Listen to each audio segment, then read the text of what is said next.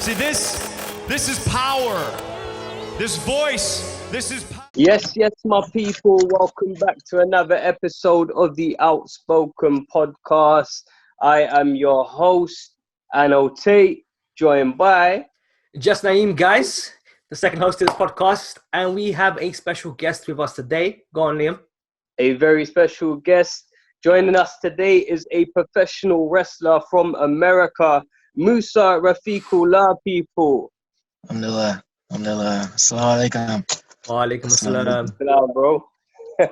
It's great to have you on board, man. For a while, me and Naeem have been looking to have a discussion with somebody that is in professional wrestling, but to come across somebody that is not only a professional wrestler, but is a Muslim professional wrestler is an amazing thing to see, man. So, bro, one of the first things I wanted to ask you right out the gate is, what does Ramadan normally look like for a practicing Muslim brother that's a professional wrestler?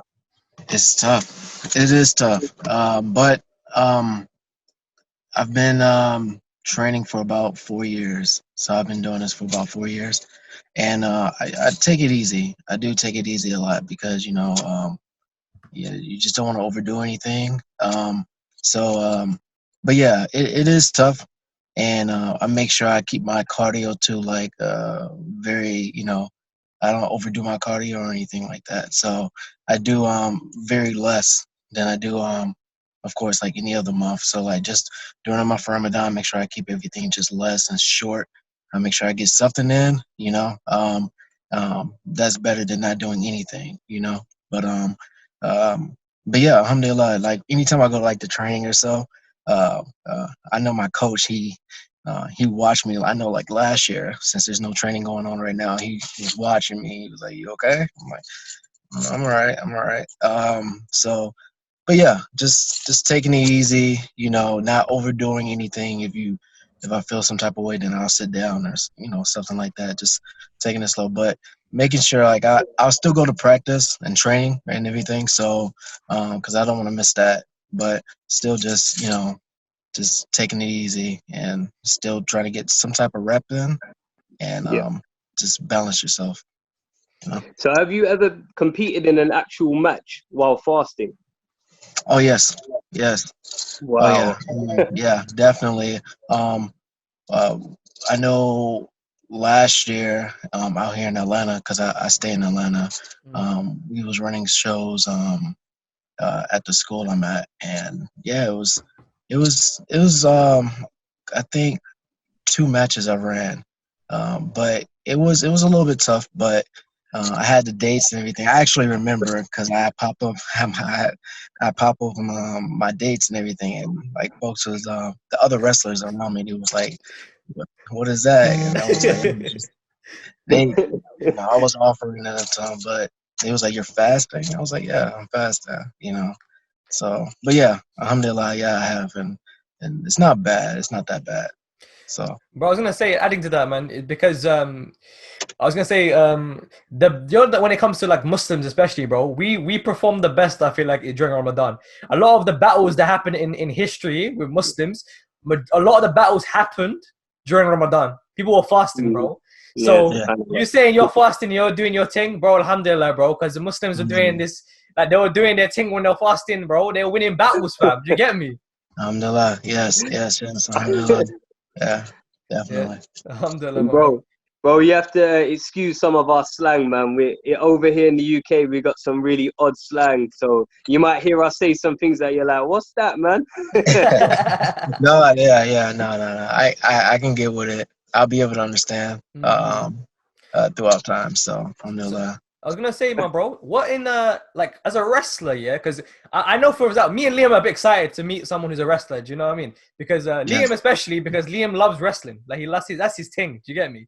Yeah, no, I love pro wrestling, man. He loves pro wrestling, bro. But we actually we've put down. We wanted Muslim wrestler to be on the podcast, and alhamdulillah, it's the qadr of Allah that, bro, we found someone who's a Muslim wrestler. Do you get me? Alhamdulillah, and I'm really I feel like I have a really good. I'm in a position to do a lot of really good things, and alhamdulillah, Allah chose me to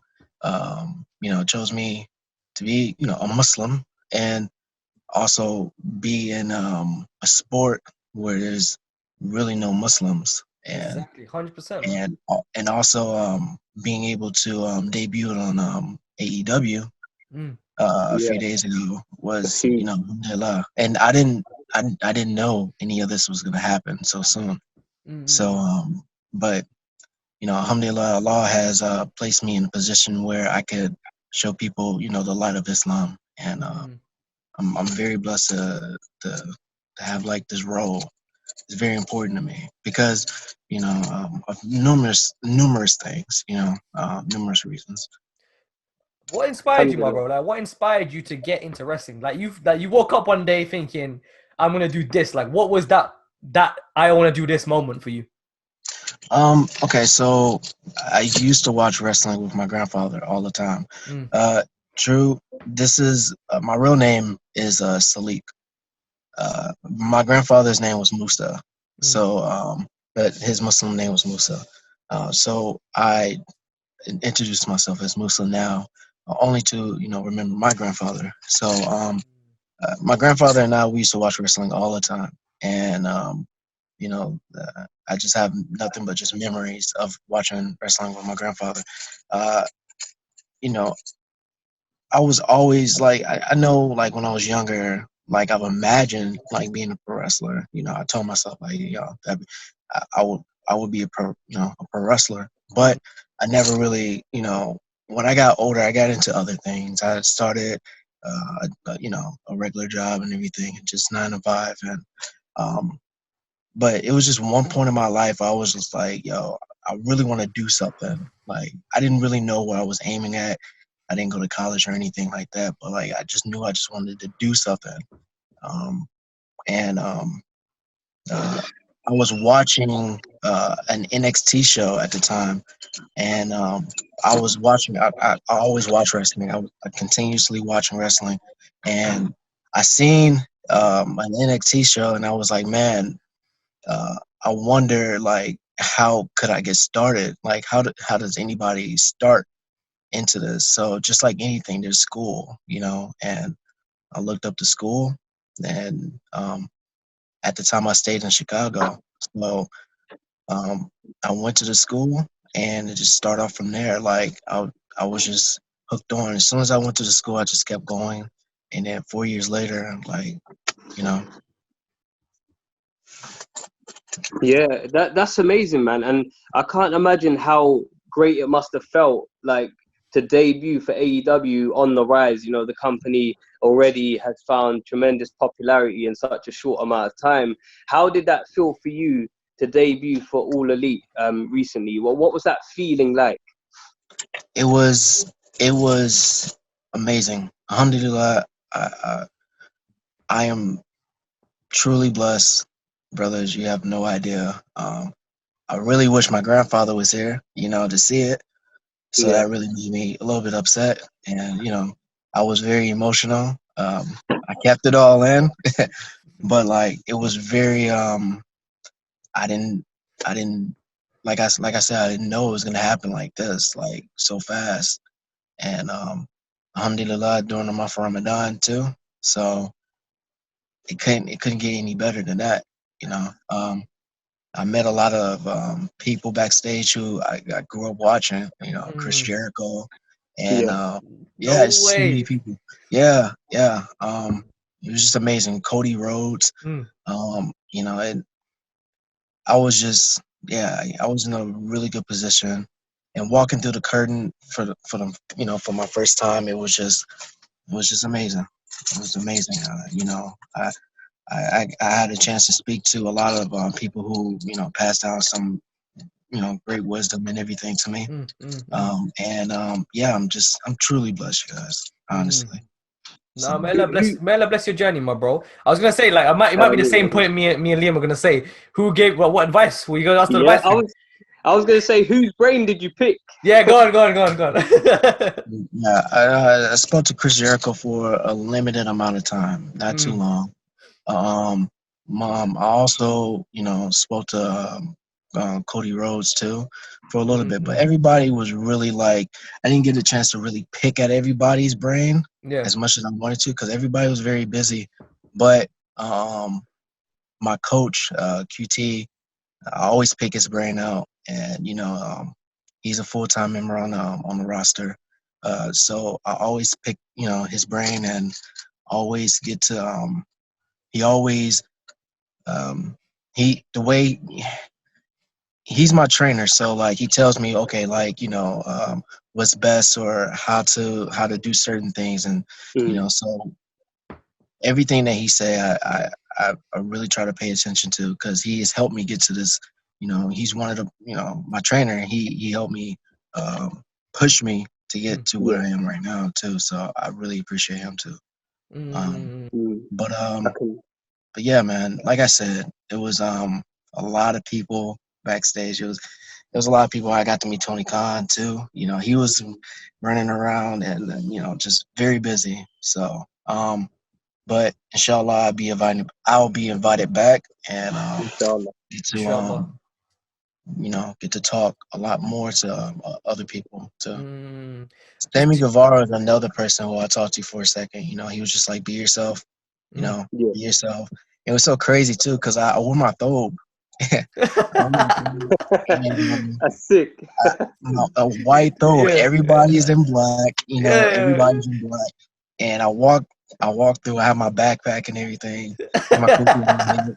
And I walked through, and everybody seeing me in this white thobe. And I seen heads turn and everything, and but I just want to leave an impression that's like, hey, like, a good impression, Of course, man. having, you know.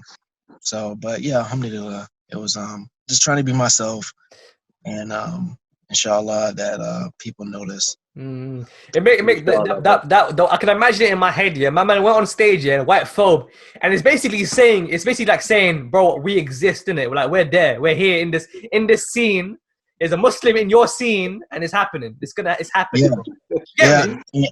And another thing is that, like, I've been getting, like, ever since so I was on Dark, and then I was on TNT, but ever since I debuted on both of those shows, like, there's been, like, Muslims, around the world just messaging me and saying, like, yo, like, I appreciate what you're doing. I noticed that you're Muslim. I seen the Arabic on your tights, and a lot of really good, like, positive responses. So I do appreciate that, because you know alhamdulillah, I know when I was younger, I never really had that Muslim professional wrestler I can be like, yo, that's me up there, Mm. and so, like, but yeah, I know when growing up, I looked up to Muhammad Ali, and so alhamdulillah, I feel like I have a really big responsibility, you know, on a higher platform that I take very seriously.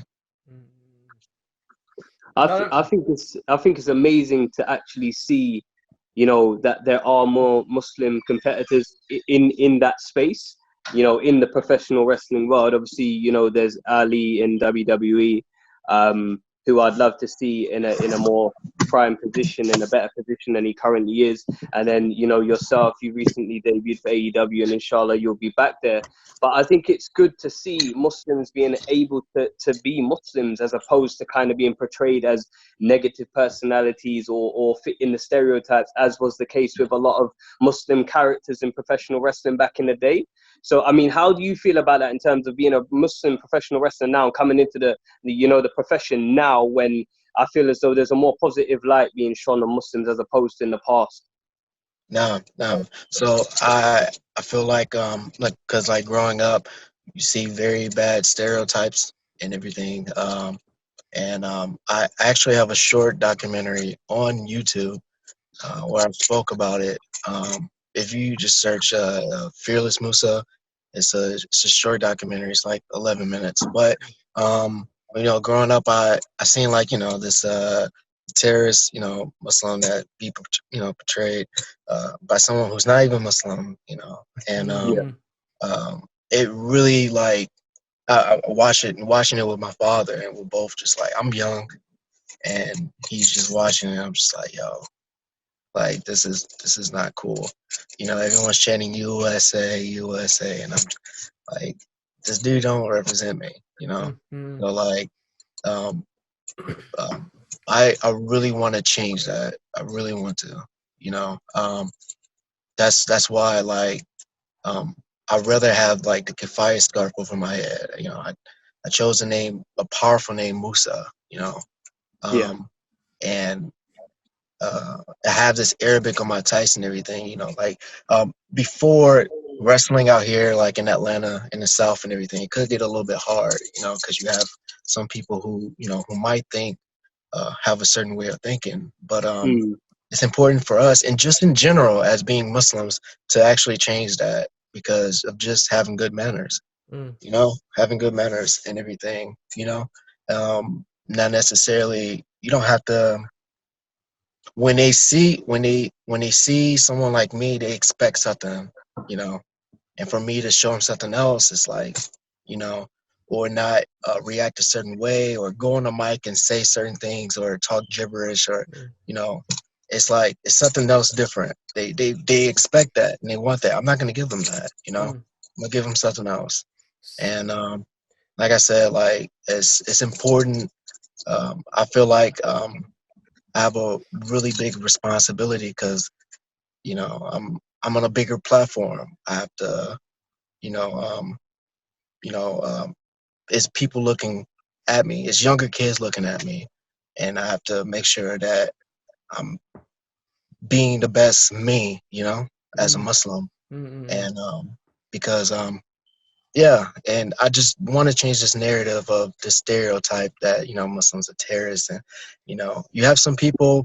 I'm not the only Muslim wrestler, you know. There's a few, there's a few other, but yeah, it's just growing up watching that. It left a bad taste in my mouth. And there was a time where like before one of my matches, right, I was gonna go out and someone asked me, like was I a bad guy, a good guy? And before I even answered the question, like they seen my kafaya scarf, I had it over my head, and they automatically said, "Oh yeah, you're a bad guy. We know this." And I was just like, No way. other people. This was this is like a year and a half ago or so, and Mm. yeah, other people uh around was like, "Yo, that's not cool," Mm. Mm. But and I was just like, no, I'm not a bad guy, So um, there's just certain things like that, and even wrestling around, like, but I never really came across anybody like really like rude or mean or anything like that. Um, uh, so, but yeah, alhamdulillah, like just being in the position to be able to change this narrative or not fit like not fit the stereotype that a lot of people think, or some people might think. So Mm. Yeah, and I think that's great, to be honest, because I remember listening to something from Ali one time where he kind of discussed how he changed being characters that he was presented with to being like the good guy, because he was kind of giving characters that were negative portrayals of what a Muslim is. And yeah, ultimately, he said something along the lines of some kid screamed some really hateful comments towards him, and that was kind of what made him realize I don't want to do this anymore. I don't want to be these characters that they're giving me and are expecting me to portray. And I think it's amazing that wrestling's at a place now where you're not just seeing Muslims come in and automatically be the bad guy, because I know there was a time, I've been watching wrestling for a number of years now, and 9 times out of 10, like you mentioned earlier on, Musa, the characters are evil, or they play negative people. They're yes, the bad guys, they're the heels. And it's just like, okay, I mean, just because a person is Muslim, it doesn't mean that they should be a bad guy automatically. And it's about time now that individuals like yourself have the opportunity to say, okay, this is what Muslims are actually about. And, Muslims are good people too. And this is why Muslims are good people. And I can have a Muslim name and still be a good person. You know what I mean? yes, yes. Alhamdulillah, now definitely, and yeah, it's because it was a time where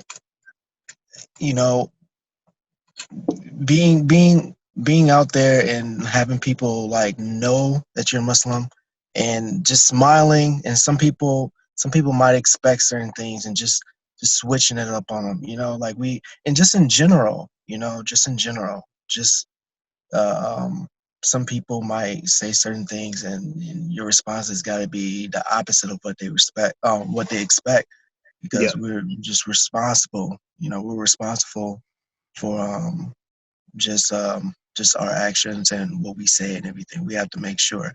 But yeah, just growing up and seeing those types of things, like I just as far as like on TV and movies, and not just in wrestling, just everything was just like bad guy, bad guy, bad guy, bad Yeah, guy. it's true. They're wearing a fire scarf, they're praying, or what I'm saying, they're speaking in Arabic. We understand, we know they're supposed to be Muslim, they're turning as Muslim. That's not us. That's not me. That's not Islam. So like I said, like I show people not only by what I wear, but inshallah, like I hope to show people by just my manners and just by other things too. That like this is Islam, and I'm ready to show people on a higher platform. As far as like wrestling as that. So that's why I chose the gear that I have. Like, I really, you know, some people automatically, like I came across folks and it's like, yo, that's dope, with the Arabic and everything. So like, yeah. But alhamdulillah, like I said, alhamdulillah, Allah chose me to, because he easily could have had somebody else do it.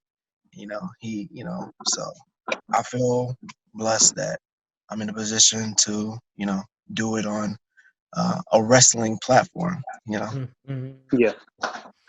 I was, I And was like gonna, I was gonna say, my bro, just before you jump in, inshallah, I was gonna say, out of those 4 years that you basically were doing wrestling for, like those 4 years that you were like training for, like what was the most difficult moment for you as a wrestler? Uh, the most difficult moment as a Muslim. Just like in general, like as a Muslim, as a professional wrestler, like obviously, like as you being you, like was there any moments within that 4-year journey till now that you were like, this bit, that one moment was like the most difficult time for you, that you were struggling the most, and you had to get past that struggle to basically get to where you are now? Okay, this is one thing, and this goes for like anybody, right? When you want to chase a dream, just do it. Don't let nothing stop it. My most difficult time through this whole journey was sacrificing other things for what I'm doing, what I'm trying to do, for the bigger picture. And something like that was like I had a really good job, and this job, when I really wanted to like push out and like start traveling and going to different states and everything, like it was just like I was very scared of leaving this job, or like I didn't want to leave this job and start traveling and everything, and or look for something that was lower, what I'm saying, as far as like job, so I can have like the weekends. And I had a really good job, so like I think one of the most difficult things I've done was like leaving that job and like having like really putting forward my wrestling career, having the weekends and everything, because I was working night shift and everything like that. I was making really good money and stuff like that, but it's just sacrificing that and really putting forward towards what I want to do in the long run, because that was kind of holding me back. But yeah, that's one of the things that anybody who is listening, like if you want something, you have to sacrifice things, and not to be afraid to sacrifice something. If you want something, just go ahead and do it. Don't think, don't think. You just have to go and do it. like I said, I never thought I'd be actually doing this on like this bigger platform. But like, it took me a long time. It took a lot of work, took just a lot of effort, and I had to sacrifice a lot of things. So don't be afraid to like sacrifice something, for what you really want to do.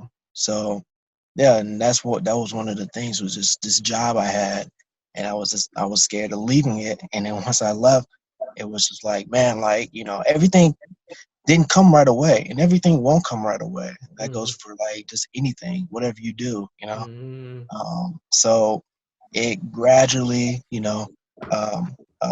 helped. As once I left, things started getting better and everything, but it took a while, you know. So, but yeah, I think that was one of the hardest things, was like leaving a job, that I did have. Yeah. No, that makes sense, my bro. Because there's a lot, like, just adding on to what you said, inshallah. With people, like, even like me and Liam, bro, like there's things that can sometimes hold us back in it. Like, for example, there's like people that would hold you down. As an example, do you get me? Like, you have a dream in mind. Like, this whole podcast was just an idea before. Yeah. It was an idea before, we didn't know it was going to happen, but we were like, no, we're going to persevere and make this happen. Because you know why? Because it's a dream, and we believe that if we're able to come together collectively, and make this dream happen, then khalas, that's the thing, in it. And whatever sacrifices we have to make, as long as it doesn't, like, it's not like major, like, you're like like quitting a job, I feel like that's a noble sacrifice, bro. Do you get me? Very Because, much. like, big sacrifice, bro. That's a big, like, I've done the fact where I've had to quit a job, so I can pursue a dream. And then obviously, like, with me, I've had the situations that I've gone through, that I have to go back to work, leave work, and then go pursue the dream still. Do you get me? So it's different circumstances for different people. But like you said, my bro, like, if you're not like pursuing that dream, then you're, at the end of the day, you're just like, you're living. It's like, are you living? Sorry, it's like, are you living though? Do you get me? Because I feel like as a Muslim, especially, man, you have to have a project, man. You have to have something that you aspire to, and that can, in the end of the day, not just pay the bills and all that kind of stuff, but at the end of the day, it fulfills you in this life, and inshallah benefits you in the hereafter. Do you get me? inshallah. I mean, Like, as long as you're doing something, bro, like, it's so sick, because you've given up, because, well, you're never gonna gain anything without sacrifice. That's just a fact. Exactly. No pain, no gain. No pain, no gain, bro. Like you said, no pain, no freaking gain, bro. If you don't believe in a dream, and if you don't want to go all out on it, you have to sacrifice something. And that's sacrificing daily luxury, bro. Like, for example, people will spend hella money, like, they'll throw hella money away, but understand, if you save that money or invest that money into your dream, how much benefit you get out of that. Do you get me? Because people live on the short term, but forget, that you have the rest of your life to think about. What's the, like, if you think about like that, like, you have the rest of your life to think about, then people will start to think, okay, let me manage my time and put it towards my growth. But obviously, as we're humans at the end of the day as well, so we are gonna get negligent with our time. That's normal. As human beings, we're like that, bro. But inshallah, as long as we go back to that point where, like, okay, I have to go back to that point. Where am I heading to? Where do I go to? Reflect on your time. Reflect on your space. Reflect on your mind. Reflect on the amount of effort you're putting in. And inshallah, like, reflect on your, like, the gratitude that you have towards Allah as well, man.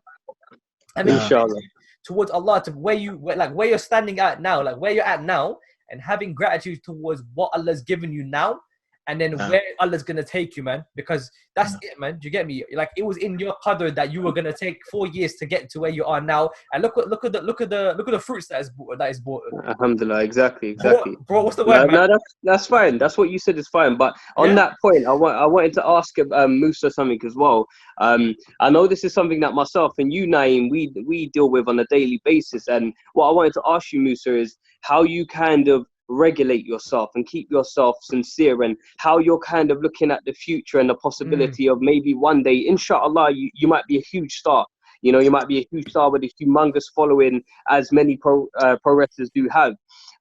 So one thing that myself and Naeem always trying to do is that if we do grow and our followings do grow and we do have a big fan base, we're always trying to say, how can we keep ourselves grounded? How can we remain sincere, keep ourselves, remain practicing Muslims, not allow our fame or our, an adulation to get to our heads and take over our lives? How are you going about regulating yourself at this point in your career, inshallah?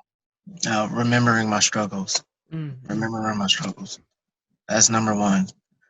There's things that I've been through, right? I went through. I don't necessarily. I mean, this would be a place I would say, but I don't. It's some things I might just have to keep to myself. No, of course, man. That's fine, bro. To get to where I am right now, subhanallah, I have to remember my struggles. I have to remember this struggle that to keep myself, from getting into like this whatever this fame or whatever is. All this stuff is temporary. It's not gonna last forever. So it's just important to know that, that Allah given me this, and everything is, attached. Like I have this car, so subhanAllah, it's like, what am I gonna do? Where am I gonna drive with this? So if Allah given me this, if once Allah allowed me to take have this debut and everything like that, it's like, what am I gonna do with that?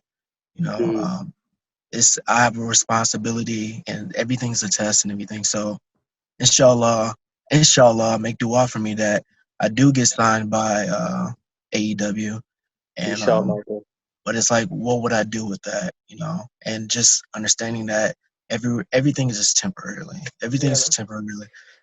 Everything could be taken, just remain humble, so, and just understanding that everything is given to you by Allah, and everything can be taken from you by Allah.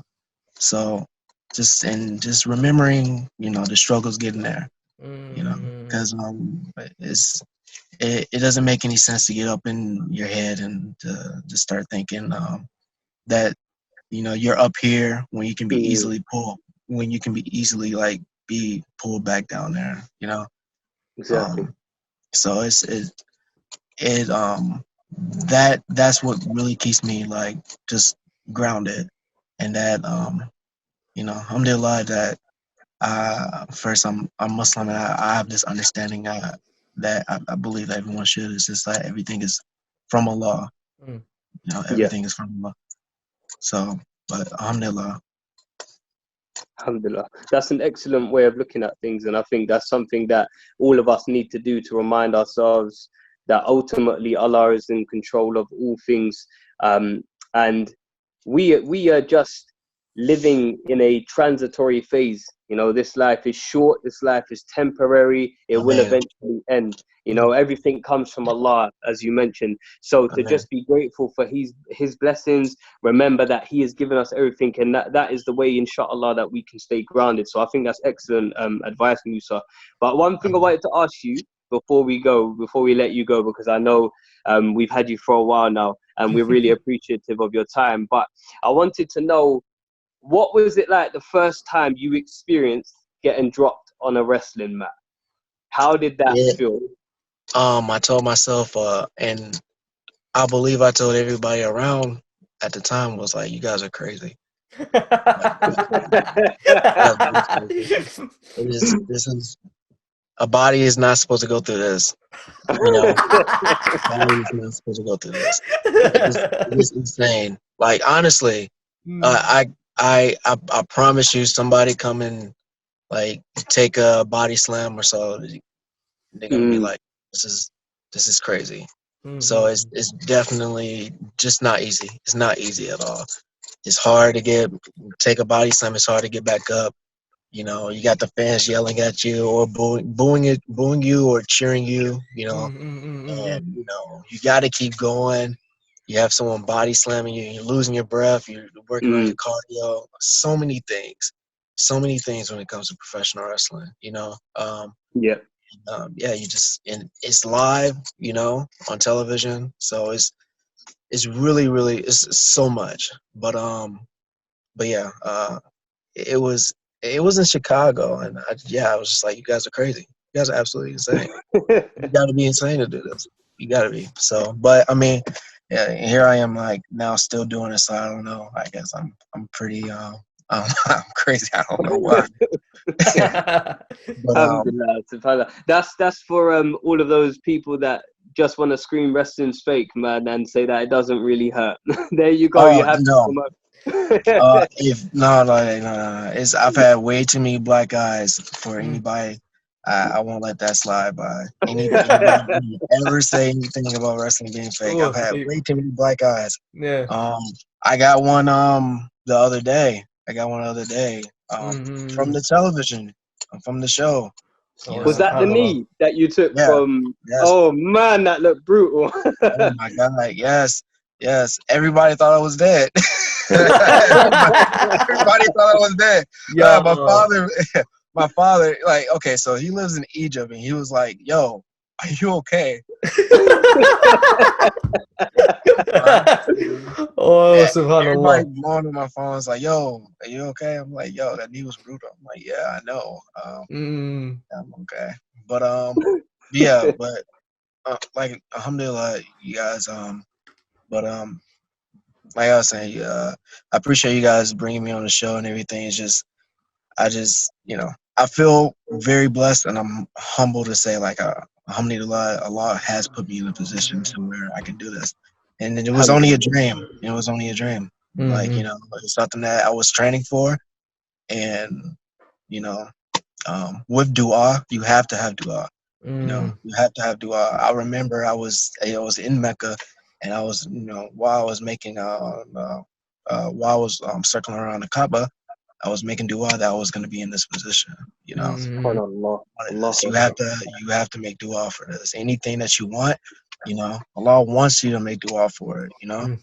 So as they say, man, dua is the power of the believer.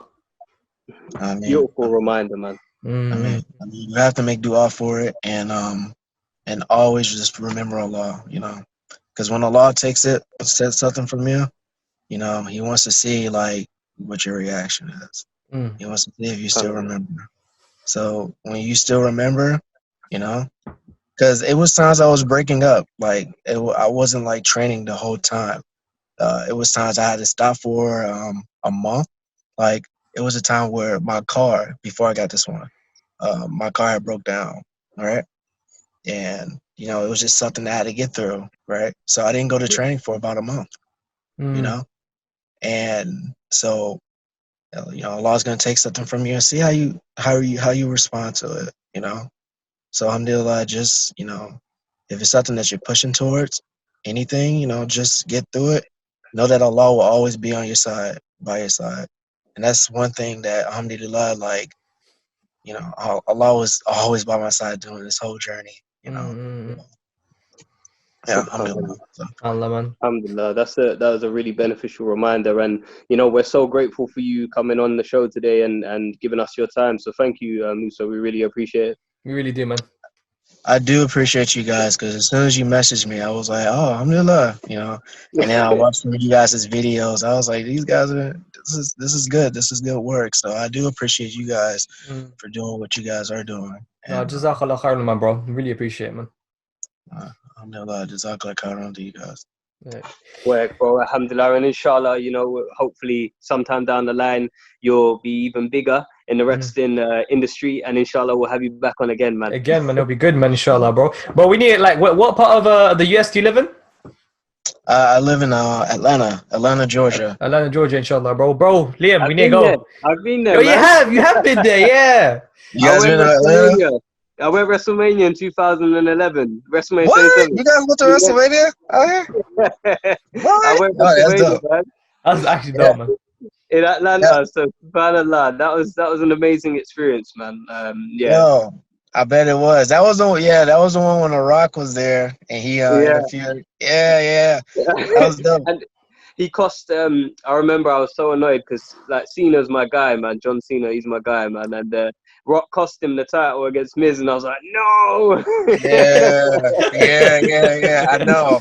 I didn't know how to feel about it. Like, I was in the middle. I didn't know if I really liked the Miz as much, but, like, you know, I like The Rock and Cena. So when it happened, I was like, yo, I just crazy. Yo, but that's dope though. And you guys came out here and everything. I think like what the last WrestleMania I went to was 30. It was 33. No, it was 32. It was the one in Houston. Mm. You know? Okay. So, yeah, that was the only one you guys went to out here. That's the only he hasn't been. It's I haven't just been me. there. I haven't been. And, Just Liam. Just Liam. Unfortunately, that's the only one I've managed to scrape the money towards and save up to go to. Oh man! I was in the 8th row, man. I mean, it was good seats, man. I was in the 8th row, and I remember. I'll never forget Undertaker dropping Triple H on his head with that final tombstone and putting him away, man. Yeah, subhanAllah. Yeah. But yeah, alhamdulillah, yeah, those are moments, man, where you just be like, man, yo, this is amazing. The atmosphere, just being around it. That's one thing I love about wrestling, you know. It's like I think that's like the best entertainment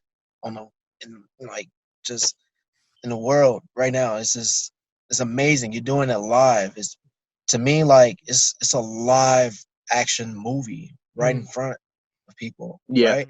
I'm like, you know, it's no cuts, it's no takes. Like if people enjoy movies and action films and everything, and you know, this is like wrestling is just in front of people, you know, and it's nothing like wrestling in front of thousands of people, hearing the energy, feeling the energy, hearing people booing, cheering, you know, and just as soon as you kick out, as soon as they think it's over with, and it's like hearing like, you know, like it's amazing, man. It's amazing. So inshallah, I'll be able to do this for as long as Allah allows me to. Inshallah, my bro. Inshallah, bro. And we'll be following your journey. I already follow you on Insta. I'm sure Naeem will be following you up after this podcast ends. And we'll stay in touch, bro. I might as well